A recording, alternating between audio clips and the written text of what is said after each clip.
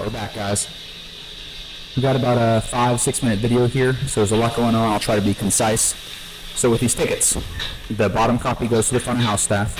I'm looking through these tickets to see if there's any items that pertain to certain stations. So you can see here, white copy is for stir fry chef. We don't need it. I stab it. Pink copy for the deep fry.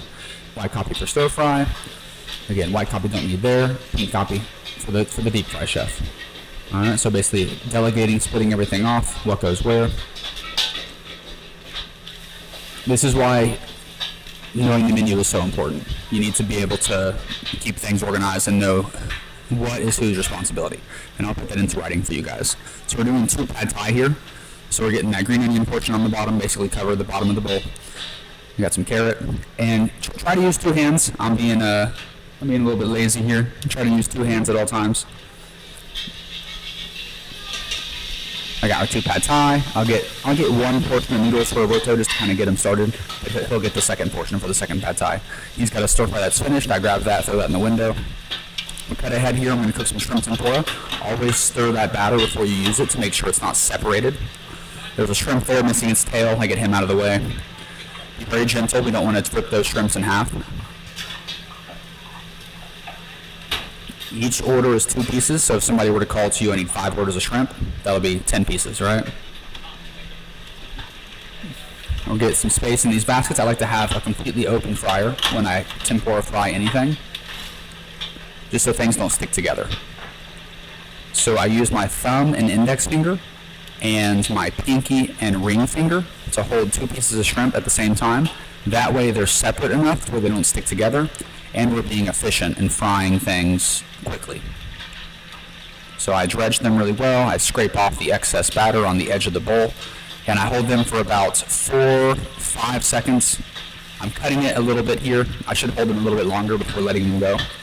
If you let them go too quickly, they'll sink to the bottom and they'll stick to the bottom of the fryer. And then, we're not going to find it until we clean the fryer days later. So dredge it, scrape it, and when I put them in the oil, I put them all the way down to the tails. Put them in as far as you can, that way they fry straight. If you only put them in halfway, they start to curl. And we don't want them to curl, right? We want them to be straight so they're easy to put into the sushi rolls. You can see I'm missing a shrimp here, so I set that down. I hold my hand up so I don't drip tempura batter all over the floor. We want to work clean and efficiently as much as possible. We don't want to waste time having to clean when we're crazy busy. Dredge, scrape, submerge it all the way to the tail, and I got batter on my fingertips, so the oil's not gonna sting me. I always say behind when you're behind people. I didn't say anything to Tony there, so he could have stabbed me in the stomach with a knife if he had one.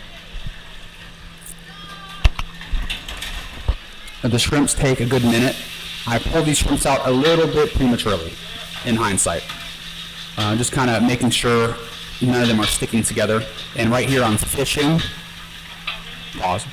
I'm fishing for ones that are golden brown and they look like they're already cooked. But again, like I said, these probably could have had an extra 10 seconds overall. I think I pulled these a little bit too quickly. So just using our strainer to pull the shrimps out. Usually, if we weren't too crazy at this point in service, usually I'll just leave these shrimp alone and let them cook, and I'll work on something else. I'll either get edamame ready for the water, or wonton and pot stickers, or I'll go pick another stir fry, and I'll just maintain a mental timer of about 1 minute so I can come back and get these shrimp out of the fryer. We're going to clean our oil. This is very, very important to make the oil last as long as possible. We always want to scrape out all the little bits of food. We get our little basket with paper towel. And we're going to bring this over to sushi. Always say you're behind people. Always make a noise. We'll pour those onto Ephraim's paper towel. All right, we're back in the kitchen again. Remember, bottom copy goes to the front of house staff. The white copy and the pink copy we'll delegate out.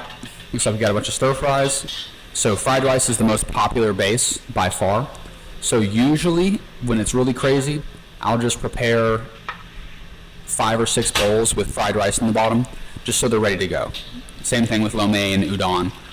Sometimes you'll see we'll have a bunch of bowls lined up ready to go so that we can jump right into putting vegetables and proteins together.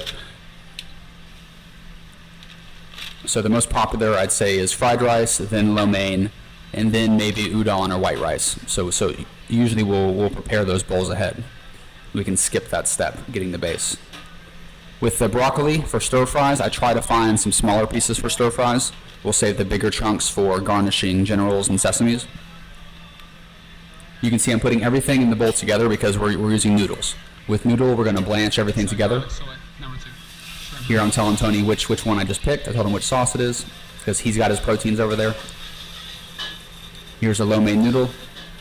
Get a good look at the portion size.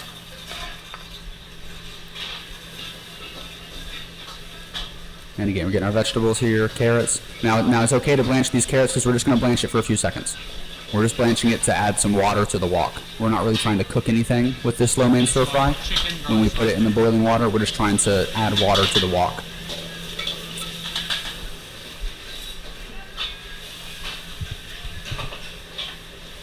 Again, same idea. Delegating these tickets is first thing. I can see there's no items for the deep fry side, so I stabbed that pink copy. We don't need it.